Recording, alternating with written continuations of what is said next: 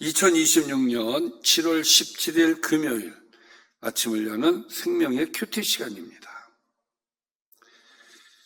오늘 말씀은 에스겔서 27장 26절에서 36절 말씀으로 찬가에서 통곡으로 끝나는 어리석은 삶이라는 제목으로 함께 말씀을 나누도록 하겠습니다. 자, 오늘 말씀 들어가기 앞서서 어제 말씀 간단하게 보고 오늘 말씀 들어가겠습니다. 어제 우리는 27장 1절에서 25절까지의 말씀을 보았습니다.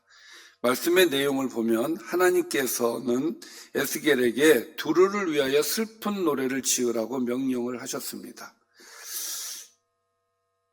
오늘 전반부가 아니라 어제 전반부입니다. 어제 본문은 애가 전반부가 됩니다. 두로는 바다 가운데 자리한 아름답고 견고한 도시로서 최고의 재료와 기술자들로 화려하게 세워졌습니다.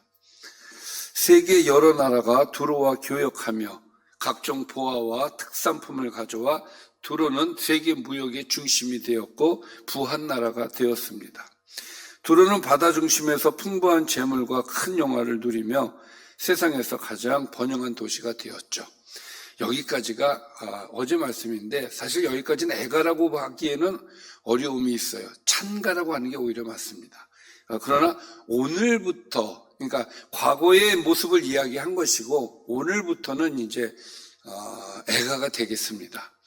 너의 사공이 너를 인도하여 큰 물에 이르게 하며, 이 큰 물은 바다를 이야기하는 겁니다. 사공이 왜 큰 물로 바다로 인도를 했을까요? 이제 최고의 기술자들, 최고의 사공들이 여기에 있었지 않습니까? 그래서 자신들의 실력으로 더 넓은 바다, 더 많은 무역, 더 큰 성공을 위해서 이렇게 뻗어나가게 된 것이죠. 그런데 이렇게 뻗어나갈 때에 동풍이 바다 한가운데서 너를 무찔렀도다 라고 이야기를 하고 있어요. 성경에서 나오는 동풍은 거의 대부분이 이제 하나님의 심판을 상징하는 데 사용이 되어지죠. 동풍은 이스라엘에서 동풍을 얘기할 때는 사막에서 불어오는 뜨겁고 강한 바람을 이야기를 합니다. 곡식을 말리고 나무를 꺾고 배를 침몰시키는 그런 바람이에요. 무서운 바람이죠. 사람이 통제하지 못하는 그런 바람이 동풍입니다. 근데 그 동풍이 바다 한가운데에서 너를 무찔렀도다라고 하는 것은 완전히 침몰을 시켰다는 이야기인 것이죠. 자, 이것은 사람의 성공이 그렇게 뭔가 무궁하게 막 이렇게 잘 된다 할지라도 하나님의 심판 앞에서는 한순간에 이렇게 무너진다라는 것을 보여주는 거예요.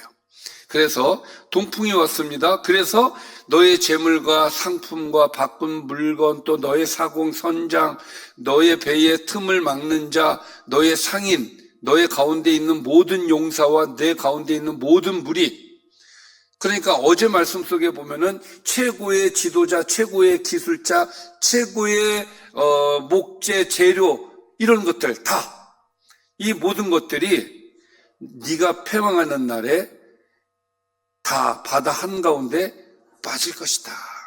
그러니까 그 부귀와 영화가 한순간에 무너진다, 이 이야기죠. 하나도 남지 않습니다. 재산도 명예도 군사도 인맥도 모두 함께 사라질 것이다라는 것이 오늘의 말씀이에요. 그래서 선장이 그런 상황 속에서 부르짖습니다. 왜 부르짖겠습니까? 이제 살려달라는 외침이죠. 절망 가운데 울부짖음이죠. 소리에 물결이 흔들리로다. 이 물결이 흔들린다는 것은 원래 바다가 물결이 흔들리죠. 근데 이것은 바다가 흔들렸다라기보다는 이제 그들의 절규가 온 바다를 뒤흔들 정도로 비참했다라는 시적인 표현이죠. 이것은 그러니까 그 정도로 심판이 컸다는 이야기가 됩니다.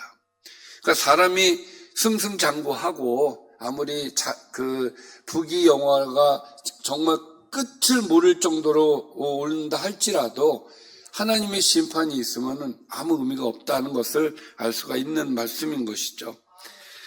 자, 그리고 자, 노를 잡은 모든 자와 사공과 바다의 선장들이 다 배에서 내려 언덕에 서서 사람들이 사공, 선장, 노 젓는 사람 모두 내려옵니다. 무슨 얘기입니까? 배를 포기한 것이죠.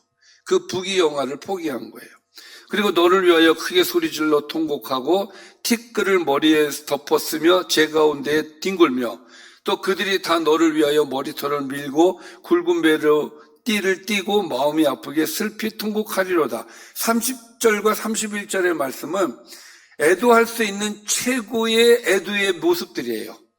그러니까 마치 무슨 국가 장례식 수준 정도로 큰 슬픔을 이 사람들이 당하였음을 지금 볼 수가 있는 것이죠.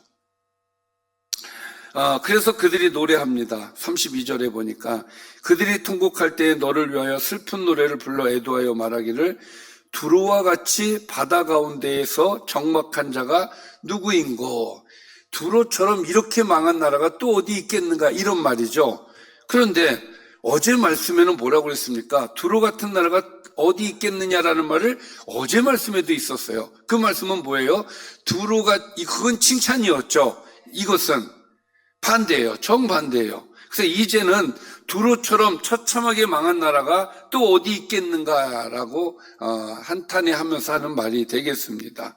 자, 그래서 33절 내 물품을 바다에 실어낼 때에 내가 여러 백성을 풍족하게 하였으며 두로로 인해서 여러 나라가 두로가 그러니까 풍족할 때에 너가 여러 백성을 풍족하게 하였다는 것은 이제 그 많은 나라를 부유하게 만들었다는 얘기예요. 두로 혼자서만 잘된 것이 아니라 두로로 인해서 두로 주변에 있는 국가들이 이제 부유해진 것이죠. 또 너의 재물과 무역이 많음으로 세상 왕들을 풍부하게 하였었도다. 자, 세상 왕들까지, 그러니까 주변에 있는 모든 나라들이 다 부자가 되었다 이거예요. 그래서 세상은 사실 두로가 필요해요. 두로가 무너지면 어떻게 됩니까? 다 무너지는 것이기 때문에.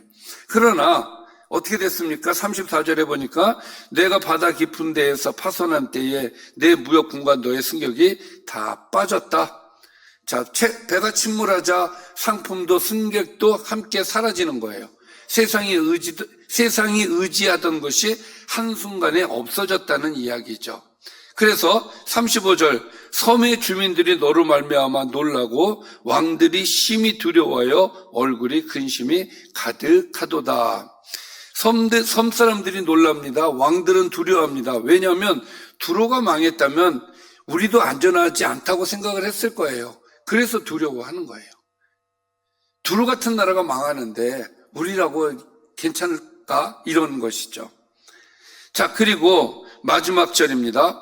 많은 민족의 상인들이 다 너를 비웃으며. 자, 두로가 망하니까 그동안 칭찬 일색이었던 주변에 있는 나라들이 이제부터는 뭐합니까? 처음에는 애도 안 됐다 그러더니 이제는 비웃는 거예요. 조롱하는 거예요. 망하니까 사람들이 조롱을 하기 시작을 합니다. 너를 비웃으며 내가 공포의 대상이 되고 내가 영원히 다시 있지 못하리라 하셨느니라. 자, 이것은 하나님께서 내리시는 결론입니다. 네가 공포의 대상이 되고 내가 영원히 다시 있지 못하리라 하셨느니라.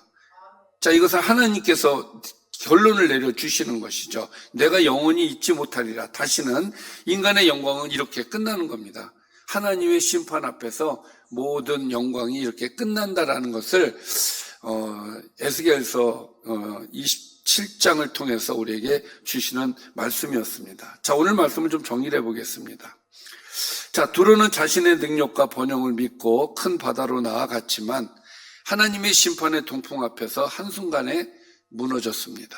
두로의 재물과 무역품, 용사와 선원들까지 모두 함께 바다에 빠지며 자랑하던 모든 것이 사라졌습니다. 두로의 멸망을 본 여러 나라와 왕들은 크게 놀라며 슬퍼했지만 결국 상인들은 두로를 비웃게 되었습니다. 이게 결론이에요. 그래서 하나님 없이 누리는 영광과 성공은 오래가지 못하고 결국 천가가 통곡으로 바뀌는 인생이 될 수 있다라는 것을 에스겔서 27장에 보여주는 그런 말씀이 되겠습니다. 자, 사실 두로는 세상이 가장 부러워했던 도시였어요. 하지만 하나님을 떠난 번영은 오래가지 못했다. 이것을 우리가 알 수 있는 것이죠. 창가로 시작했던 이야기는 통곡으로 끝났습니다. 세상의 박수가 조롱으로 바뀌어버렸죠. 하나님과 함께하는 삶은 화려해 보이지 않을 수 있지만 끝이 평안해요. 그러나 하나님 없이 높아진 삶은 아무리 아름다워도 결국 무너질 수밖에 없다는 것이 오늘 말씀이 우리에게 주는 교훈이 되겠습니다. 오늘도 사람들의 박수가 아니라 하나님의 기쁨을 구하는 삶이 되시기를 주님의 이름으로 축원합니다. 기도하겠습니다. 살아계신 아버지, 항상 하나님만을 바라보게 하여 주시고 하나님만을 의지하게 하여 주옵소서. 세상은 우리의 의지의 대상이 아닙니다. 이것을 꼭 기억하게 하여 주옵소서. 예수님의 이름으로 기도드리옵나이다. 아멘.